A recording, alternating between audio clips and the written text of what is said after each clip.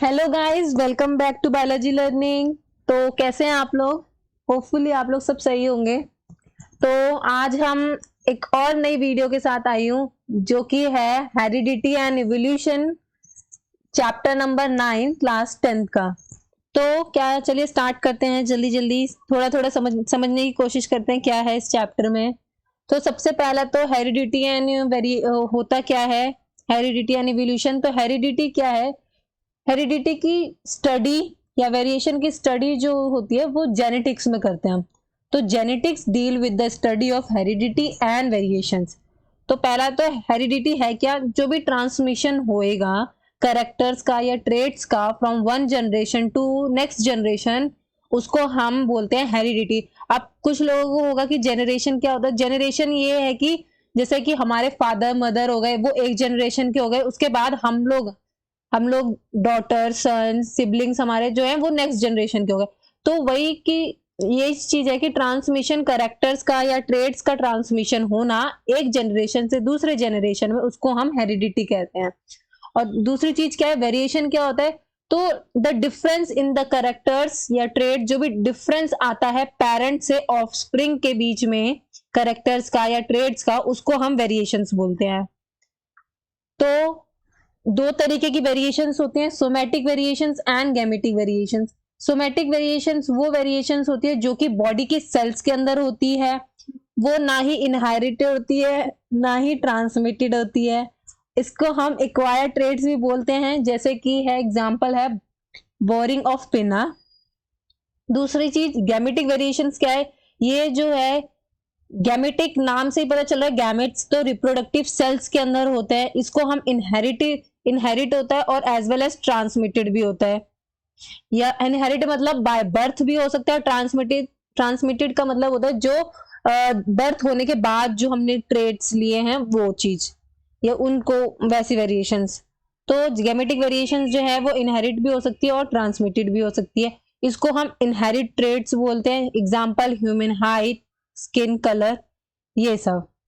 Next है कि variations कैसे होता है रिप्रोडक्शन के टाइम। तो वेरिएशन जो क्या है वो reproduction, during reproduction when ever organism, जब भी ऑर्गेनिज्म मल्टीप्लाई करेगा तब वेरिएशंस आएगा।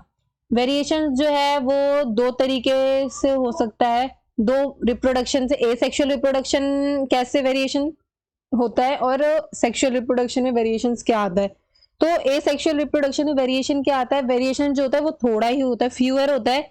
क्यों? क्योंकि इसमें जो गलतियां जो होती हैं वो थोड़ी, क्योंकि थोड़ी ही गलतियां कर सकता है डीएनए कॉपी करने में, जिसको हम म्यूटेशन बोलते हैं। इसलिए इसमें वेरिएशंस जो है एसेक्सुअल रिप्रोडक्शन में थोड़ी होती है, और सेक्सुअल रिप्रोडक्शन में वेरिएशंस जो है वो ज्यादा होती है। क्यों? क्योंकि इसमें जो है वो क्रॉसिंग, जीन्स का क्रॉसिंग ओवर होना होता है, क्रोमोसोम्स का सेपरेशन होता है। तो इसलिए इसमें म्यूटेशंस जो है वो, उसके म्यूटेशन होने के ज्यादा चांसेस होते हैं, इस वजह से इसमें होती है वेरिएशन ज्यादा आती है।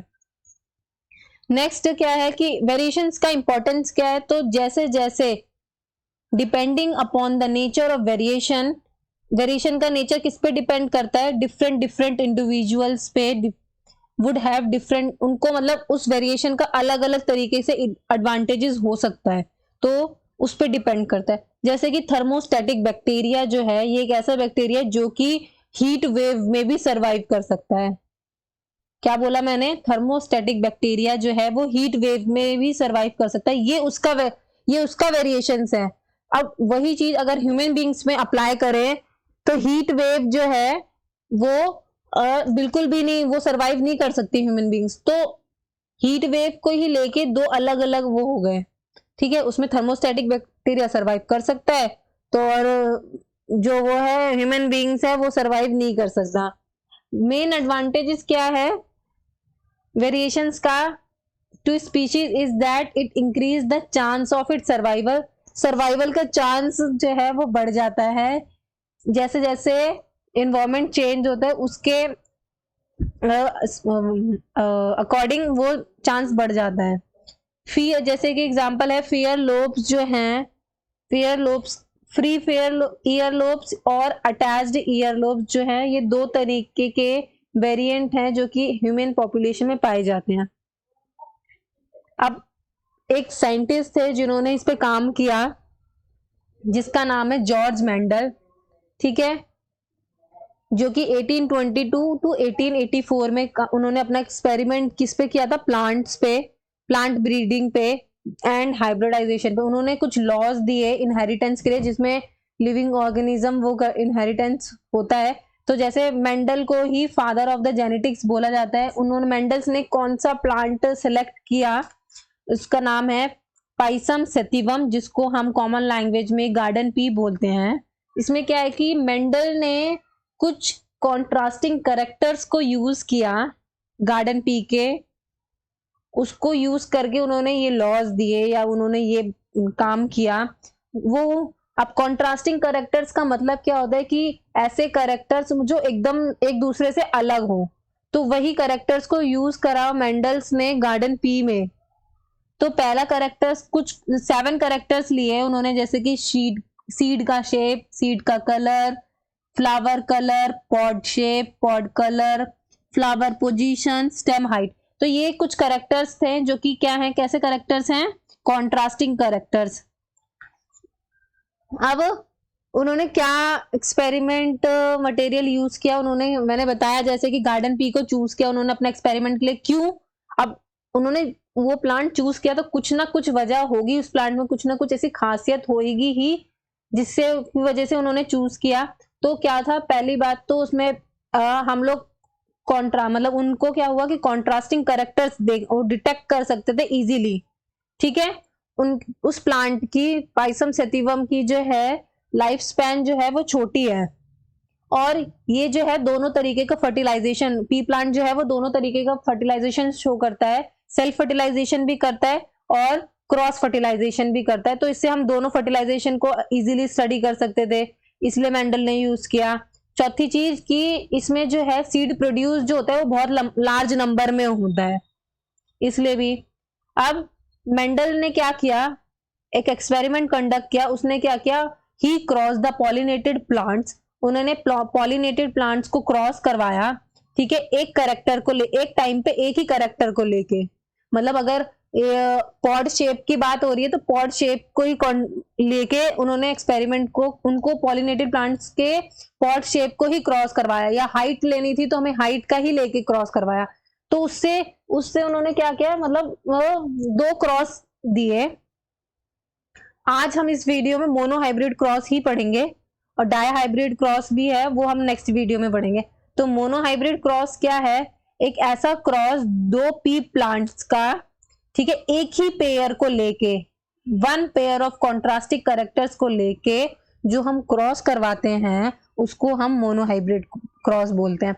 एग्जाम्पल क्या है कि जो क्रॉस हो रहा है टॉल का और ड्वार्फ प्लांट का, उसको, उस वैसे क्रॉस को हम क्या बोलेंगे, मोनो हाइब्रिड क्रॉस। क्यों? क्योंकि टॉलनेस और ड्वार्फनेस क्या है, एक हाइट को लेके है, तो एक ही कैरेक्टर हुआ, हाँ, उसको हमने 2 प्लांट्स के, 2 पॉलिनेटेड प्लांट्स को क्रॉस करवाया एक ही कैरेक्टर को लेके, तो इसलिए cross between tall and dwarf plant जो होगा वो हमारा मोनो हाइब्रिड क्रॉस होएगा।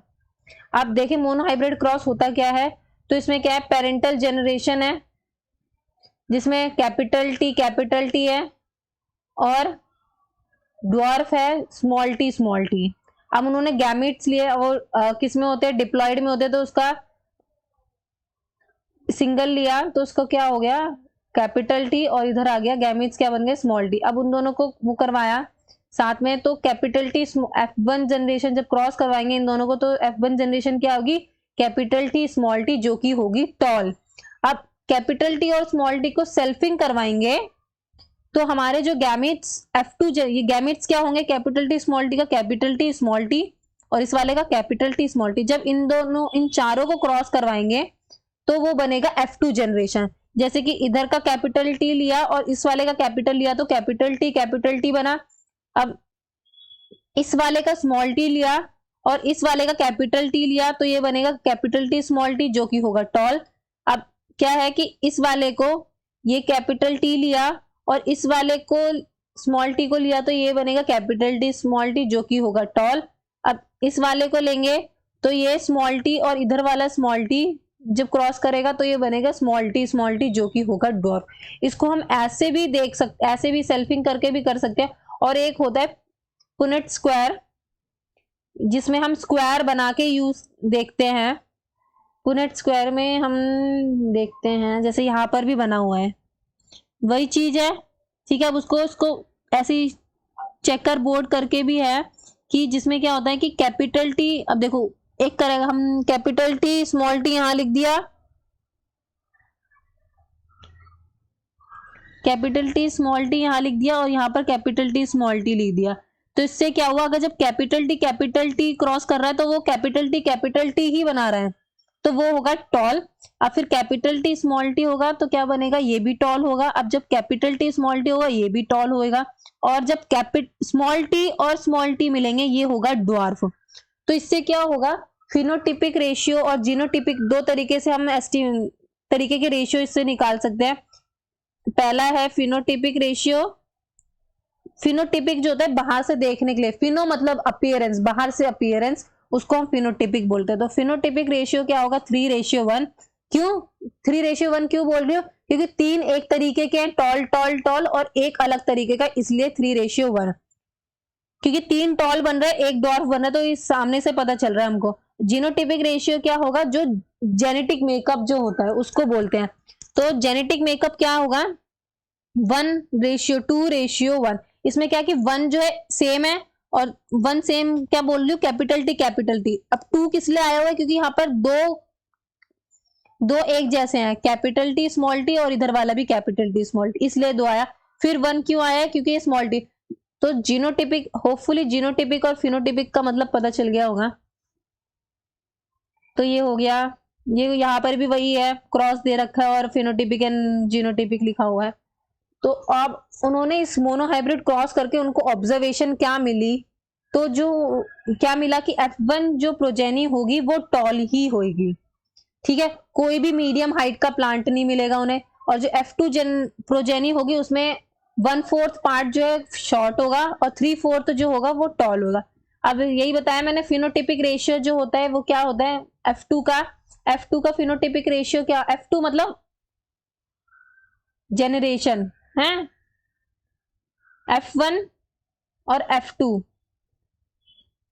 F2 का होगा फिजिकल। फिनोटिपिक रेशियो क्या होता है, फिजिकल अपीयरेंस, जैसे कि होगा या तो शॉर्ट होगा या तो टॉल होगा। तो वो कितना रेशियो आ रहा था, 3 टॉल हो रहे थे और रेशियो 1 शॉर्ट, तो वही है। और जीनोटिपिक रेशियो क्या होता है, जीनोटिपिक रेशियो होता है जेनेटिक मेकअप, जो कि क्या आ रहा था हमारा, एक कैपिटल टी आ रहा था, और दूसरा क्या आ रहा था, कैपिटल टी स्मॉल टी, और तीसरा क्या आ रहा था कि स्मॉल टी।